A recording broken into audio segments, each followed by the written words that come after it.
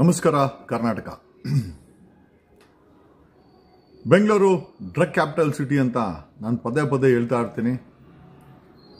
ಪರಪ್ಪನಗರ ಜೈಲಲ್ಲಿ 50%ಗಿಂತ ಹೆಚ್ಚಿನ ಕೈದಿಗಳು, under ಕೈದಿಗಳು drug ಕೇಸಲ್ಲಿ ಒಳಗೆ ಬಂದವರು ಅಥವಾ ಪೋಕ್ಸೋ ಕೇಸಲ್ಲಿ. ಅಲ್ಲಿ 45% 45% ಡ್ರಗ್ ಕೇಸರು ಇದ್ದಾರೆ, 45% ಪೋಕ್ಸೋ ಕೇಸ್ ಇದ್ದಾರೆ. ಏನು ಮಿಕ್ಕಿದ್ದು ಸಣ್ಣ ಪುಟ್ಟ ಅದರ ಸೈಡ್ಗಿರಲಿ. ಬೆಂಗಳೂರಲ್ಲಿ ಗಲ್ಲಿನಲ್ಲಿ ಡ್ರಗ್ಸ್ ಸಿಗುತ್ತೆ. ಮಣಿಪುರದಿಂದ ಗಾಂಜಾ ಬರ್ತದೆ. ರಾಮಮೂರ್ತಿ ನಗರದಿಂದ ಹೆಬ್ಬಾಳ ರಿಂಗ್ ರೋಡ್ವರೆಗೂ ನೈಜೀರಿಯನ್ಸು, ಸೌತ್ ಆಫ್ರಿಕಾ ಅಂತ ಆವರಿಸ್ಕೊಂಡು high end drugs, MDMA, hydro, ಇದೆಲ್ಲ. ಈ MDMA ಅನ್ನೋದು ಒಂದು kg 1 ಕೋಟಿ ರೂಪಾಯಿ. ಹೈಡ್ರೋ ಎಲ್ಲ ತುಂಬ ಕಾಸ್ಟ್ಲಿ. ಗಾಂಜಾ 15ರಿಂದ 20 ಸಾವಿರ. ಮಣಿಪುರಿಂದ ಗಾಂಜಾ ತಗೊಂಡ್ಬಂದು ಐ ಥಿಂಕ್ ನಾರ್ತ್ ಈಸ್ಟ್ ಆ ಮಣಿಪುರದವ್ರು ಬಂದು ಮಾರ್ಬಿಟ್ಟು ಹೊರಟೋಗ್ಬಿಡ್ತಾರೆ. Bangalore has become a drug capital. ಕಾರಣ ಇಷ್ಟೇನೇನೆ, ಒಂದು ತಿಂಗಳಿಗೆ 4ರಿಂದ 5 ಸಾವಿರ ಕೋಟಿ ರೂಪಾಯಿ ಬ್ಯಾಂಡ್ ನಾರ್ಕೋಟಿಕ್ ಡ್ರಗ್ಸ್ ಬೆಂಗಳೂರಲ್ಲಿ ಇಡುತ್ತೆ. ನಾನಾ ರೀತಿ ಡ್ರಗ್ಸು. ಟೈಡೋಲ್ ಅಂತ ಟ್ಯಾಬ್ಲೆಟ್ ಇದೆ, 200 ರೂಪಾಯಿ. ಅದನ್ನು ಪುಡಿ ಮಾಡಿ ಇಂಜೆಕ್ಷನ್ ಹಾಕ್ಕೊಳ್ತಾರೆ. ಹೈಡ್ರೋ 1.5 ಕೋಟಿ. MDMA ಕ್ರಿಸ್ಟಲ್ಸ್ ಅಂತ ಬರ್ತದೆ. South Africans are expert. UP ಮತ್ತೆ ನೇಪಾಳಿಂದ ಡೆಲ್ಲಿ ಮುಖಾಂತರ ಪಂಪ್ ಆಗುತ್ತೆ. 1 kg 1 ಕೋಟಿ ರೂಪಾಯಿ. ಅಟೆಸ್ಟ್ ಟಚ್ ಇಲ್ಲಿಂದ Mangaluru, entire Bengaluru is the epicentre for drugs smuggling. ಇದಕ್ಕೆ ಪೊಲೀಸರು ಸಪೋರ್ಟ್ ಸಹ ಇದೆ. 4ರಿಂದ 5 ಸಾವಿರ ಕೋಟಿ ಬೆಲೆ ಬಾಳುವ ಡ್ರಗ್ಸ್ ಬೆಂಗಳೂರಲ್ಲಿ ಪ್ರತಿ ತಿಂಗಳು ಇಳಿಯುತ್ತೆ. ಸರಬರಾಜು ಆಗುತ್ತೆ, ಸೇವನೆ ಆಗುತ್ತೆ. ಬ್ಯಾಂಡ್ ಡ್ರಗ್ಸ್ ಆಗಿದ್ರು ಕೂಡ ಮಾರಾಟ ಆಗುತ್ತೆ. ಒಳ್ಳೆ ಟ್ರಾನ್ಸಾಕ್ಷನ್ ಆಗುತ್ತೆ ಡ್ರಗ್ ಮಾಫಿಯಾ ಆಗಾಗೆ. ಜೊತೆಯಲ್ಲಿ ಈ ಒಂದು ಪೊಲೀಸರ ಸಪೋರ್ಟ್ ಎಷ್ಟರ ಮಟ್ಟಿಗಿದೆ ಅಂತಂದ್ರೆ, ಈ 4ರಿಂದ 5 ಸಾವಿರ ಕೋಟಿ ಡ್ರಗ್ ಅಲ್ಲಿ ಒಂದು ಅಂದಾಜಿನ ಮಾಹಿತಿ ಪ್ರಕಾರ ಪೊಲೀಸ್ ಇಲಾಖೆಗೆ ಬೆಂಗಳೂರಲ್ಲಿ 130 ಪೊಲೀಸ್ ಸ್ಟೇಷನ್ಸ್ ಇದೆ. ಕ್ರೈಮ್ ಪೊಲೀಸ್ ಸ್ಟೇಷನ್ಸ್ 50 ಟ್ರಾಫಿಕ್ ಇದೆ. 130 ಪೊಲೀಸ್ ಸ್ಟೇಷನ್ಸ್ ಅಲ್ಲಿ 130 ಪೊಲೀಸ್ ಇನ್ಸ್ಪೆಕ್ಟರ್ಗಳು. ಒಂದು ಮಾಹಿತಿ ಪ್ರಕಾರ ಬೆಂಗಳೂರಲ್ಲಿ 4ರಿಂದ 5 ಸಾವಿರ ಕೋಟಿ ಡ್ರಗ್ ಇಳಿಯುತ್ತೆ. ಆ ಡ್ರಗ್ ಇಂದ ಬರುವಂತ ಕಿಕ್ ಬ್ಯಾಕ್ ಪೊಲೀಸ್ ಇಲಾಖೆಗೆ, ಭ್ರಷ್ಟ ಪೊಲೀಸ್ ಅಧಿಕಾರಿಗಳಿಗೆ 1000 ಕೋಟಿಗೂ ಅಧಿಕ ಅಂತ ಪ್ರತಿ ತಿಂಗಳು 1,000 ಕೋಟಿಗೂ ಅಧಿಕ ಕಿಕ್ ಬ್ಯಾಕ್ ಪೊಲೀಸ್ ಇಲಾಖೆಗೆ ಬರುತ್ತೆ ಅಂತ ಒಂದು ಮಾಹಿತಿ ಇದೆ. 4ರಿಂದ 5 ಸಾವಿರ ಕೋಟಿ ಡ್ರಗ್. ಆಮೇಲೆ ಡ್ರಗ್ NDPS ಕೇಸ್ಗಳು ಎಷ್ಟು ಹಾಕಿದಾರೆ ಅಂತ ನೀವೇ ಕೇಳ್ಕೊಳ್ಳಿ. I think enormous amount of NDPS ಕೇಸಸ್ಗಳು 2023ರಲ್ಲಿ 3,553 NDPS ಕೇಸಸ್ ರಿಜಿಸ್ಟರ್ಗಳಾಗಿದೆ. ಕರ್ನಾಟಕದ ಗಲ್ಲಿ ಸ್ಕೂಲು, ಕಾಲೇಜು, ಟೀ ಅಂಗಡಿ ಇಂಥ ಕಡೆ ನಿಮಗೆ ಸಿಗಲ್ಲ. ಆಮೇಲೆ ಎಷ್ಟೋ ಮೆಡಿಕಲ್ ಸ್ಟೋರ್ಗಳು ಟೈಡೋಲು, ಈ ಮತ್ತು ಬರುವ ಮಾತ್ರೆಗಳನ್ನ, ಡ್ರಗ್ ನಿಷೇಧಿತ ಮಾತ್ರೆಗಳನ್ನ ಸಹ ರೇಟ್ಗಳಿಗೆ ಮಾರುವಂತ ಪ್ರಕರಣಗಳಿದೆ. ಇದನ್ನ ತಗೊಂಡು ಇವತ್ತಿನ ಯುವ ಜನತೆ ಹಾಳಾಗ್ತಾ ಇದೆ. ಏನೋ ಕೀಪಿಂಗ್ ಆಲ್ ದಿಸ್ ಅಸೈಡ್, ಇವತ್ತು ಮೊಲೆಸ್ಟೇಷನ್ಸ್ ಆಗಿರ್ಬೋದು. ಬೆಂಗಳೂರಲ್ಲಿ 6ನೇ ತಿಂಗಳು 126 ರೇಪ್ ಆಗಿದೆ, 7 ಗ್ಯಾಂಗ್ ರೇಪ್ ಆಗಿದೆ. ಪ್ರಶ್ನೆ ಏನಪ್ಪಾ ಅಂತಂದ್ರೆ, ಎಲ್ಲಿ ಹೋಗಿ ಮುಟ್ಟುತ್ತೆ ಈ ಒಂದು ಪೊಲೀಸ್ ಇಲಾಖೆ ಮೇಲೆ? ನಾವು ಆಗ್ದಿರೋ ಪ್ರೆಷರ್ ಇಲ್ಲ. ನನ್ನನ್ನು ಅಟ್ಯಾಕ್ ಮಾಡಕ್ ಬಂದಿದ್ದು ಜನವರಿನಲ್ಲಿ ಒಂದು 400ಕ್ಕೂ ಹೆಚ್ಚು ಡ್ರಗ್ ಕನ್ಸ್ಯೂಮರ್ಸ್ ಮತ್ತೆ ಅಬ್ಯೂಸರ್ಸ್ ಅಂಡ್ ಟ್ರಾಫಿಕರ್ಸ್ ಅವರೇ ನನ್ನ ಮೇಲೆ ಅಟ್ಯಾಕ್ ಮಾಡಿದ್ದು. ನನ್ನ ಮೇಲೆ ಅಟ್ಯಾಕ್ ಮಾಡಿದಾಗ ನಮ್ಮ ಗನ್ಮೆನ್ ಫೈರ್ ಮಾಡಿ, ನಾವು 4 ಜನ ಇದ್ರಿ, ಅವ್ರು 400 ಜನ ಇದ್ರು. ಡ್ರಗ್ನ ವಿರೋಧ ಮಾಡಿದಕ್ಕೆ ನನ್ನನ್ನೇ ಡ್ರಗ್ ಅಬ್ಯೂಸರ್ಸು, ಟ್ರಾಫಿಕರ್ಸು ಕನ್ಸ್ಯೂಮ್ ಮಾಡಿ ಮತ್ತಿನಲ್ಲಿ ಬಂದು ಅಟ್ಯಾಕ್ ಮಾಡಕ್ ಬಂದ್ರು. ನಮ್ಮನ್ನ ನಾವು ಬಚಾವ್ ಮಾಡ್ಕೊಳೋಸ್ಕರ ನಮ್ಮ ಗನ್ಮೆನ್ ಗಾಳಿನಲ್ಲಿ ಗುಂಡಾರಿಸಬೇಕಾದಂತ ಪರಿಸ್ಥಿತಿ ಬಂತು. ಈಗ ಇದು ನಾನು ನನ್ನ ತವಣಿಗೆ 3.5 ತಿಂಗಳು ಜೈಲಲ್ಲಿ ಹಾಕಿದ್ರು. ಜೈಲಿಂದ ಕನಿಷ್ಠ ಏನಿಲ್ಲ ಅಂದ್ರು. Suspended IPS officer Bengaluru city police commissioner ದಯಾನಂದನ್ಗೆ ಕಮ್ಮಿ ಅಂದ್ರೆ ಒಂದು 100 ಪತ್ರ ಬರ್ದಿದ್ದೀನಿ, ಯಾವುದಕ್ಕೂ ಉತ್ತರ ಕೊಡ್ಲಿಲ್ಲ ಆಸಾಮಿ.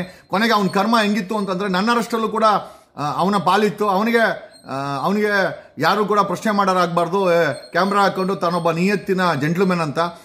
ಆತನ ಅಪಾಯಿಂಟ್ಮೆಂಟ್ ಸಹ ಸುಳ್ಳು ಜಾತಿ ಸರ್ಟಿಫಿಕೇಟ್ ಕೊಟ್ಟು ಆಗಿದ್ದಾರೆ ಅಂತ ಪ್ರೆಸಿಡೆಂಟ್ಗೆ ಕಂಪ್ಲೇಂಟ್ ಆಗಿದೆ.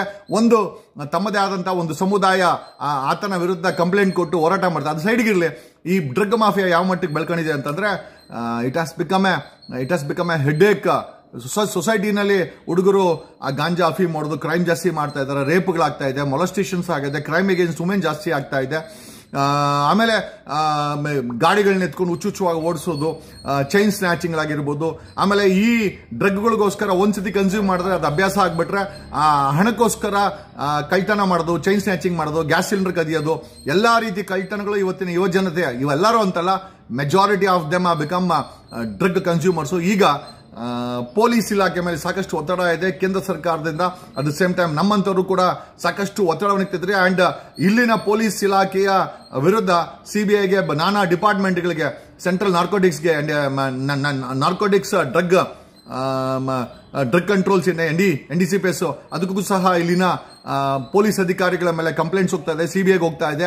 ಈ ಒತ್ತಡದಲ್ಲಿ ಈಗ ಬೆಂಗಳೂರು ಪೊಲೀಸರು ಈ ಒಂದು ಡ್ರಗ್ ಮಾಫಿಯಾಗೆ ಕೈ ಹಾಕಿದ್ದಾರೆ ಕಂಟ್ರೋಲ್ ಮಾಡಕ್ಕೆ. ಮೊನ್ನೆ ಒಂದು ತಲಗಟ್ಪುರ ಪೊಲೀಸ್ ಠಾಣೆನಲ್ಲಿ I think police sub inspector ಹೊಸದಾಗಿ ಅಪಾಯಿಂಟ್ಮೆಂಟ್ ಆದಂತ ಪೊಲೀಸ್ ಸಬ್ ಇನ್ಸ್ಪೆಕ್ಟರ್ ಮೆಹಬೂಬ್ 4 ಜನ ಆರೋಪಿಗಳನ್ನ, ಡ್ರಗ್ ಟ್ರಾಫಿಕರ್ಸ್ ಅರೆಸ್ಟ್ ಮಾಡ್ತಾರೆ. ಫರಾಜ್, ವಸೀಂ, ಅಜಾರ್, ಅಮೀರ್ ಅಂತ ಈ 4 ಜನನ ಅರೆಸ್ಟ್ ಮಾಡಿ I think on 24th June ಇವರನ್ನ ಮಾಜರ್ ಮಾಡಕ್ಕೆ, ಅಥವಾ ಒಂದು ಮಾಹಿತಿ ಪ್ರಕಾರ ಸುಮಾರು 20 ಕೋಟಿಗೂ ಹೆಚ್ಚು ಡ್ರಗ್ ಅನ್ನ ಇವರು ಸೂರ್ಯ ಸಿಟಿ ಆನೇಕಲ್ ಹತ್ರ ಸೂರ್ಯ ಸಿಟಿ ಪೊಲೀಸ್ ಸ್ಟೇಷನ್ ಲಿಮಿಟ್ಸ್ ಅಲ್ಲಿ ಬಚ್ಚಿಟ್ಟಿರ್ತಾರೆ.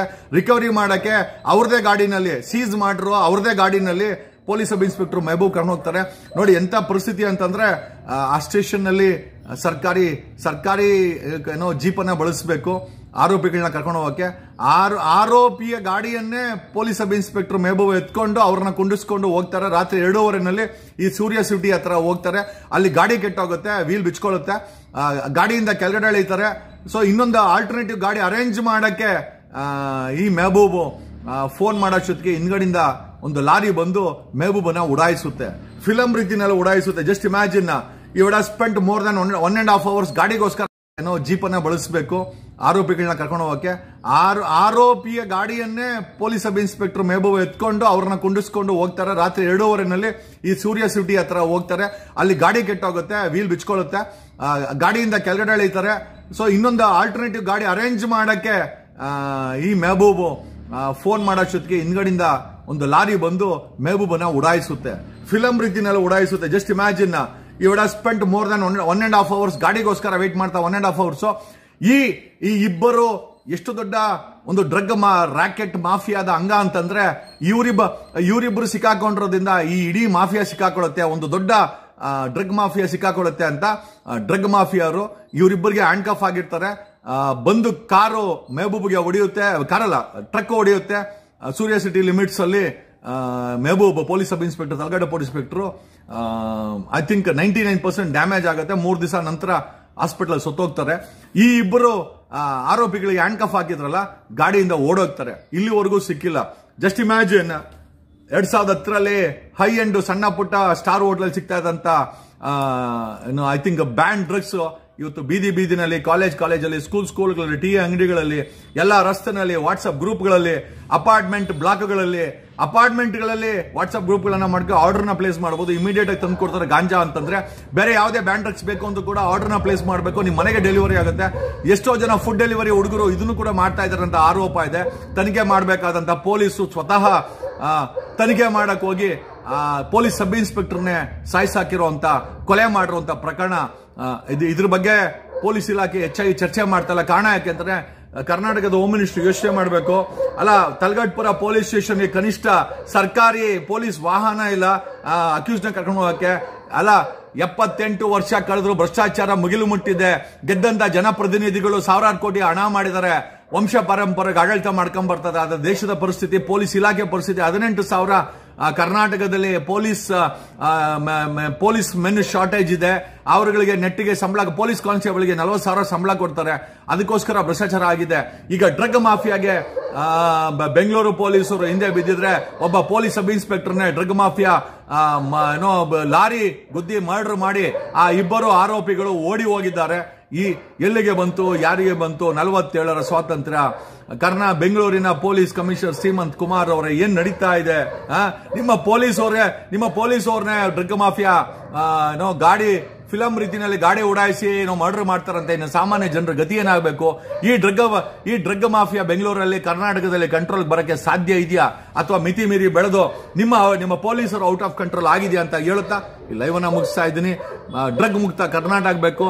ಸಿದ್ದರಾಮಯ್ಯ ಮಾಡ್ತಾರಲ್ಲ, ನಮ್ಮಂತವ್ರು ಸಿಎಂ ಆಗಿದ್ದ ದಿವಸ ಖಂಡಿತ ಇದನ್ನ ಮಟ್ಟ ಹಾಕ್ತೀವಿ, ಇದನ್ನ ಮುಕ್ತಾಯ ಹೊಂತೀವಿ ಅಂತ ಹೇಳ್ತಾ ನಾನು ನಿಮ್ಮ advocate Jagadish. Love you all. ಜೈ ಕರ್ನಾಟಕ. ಜೈ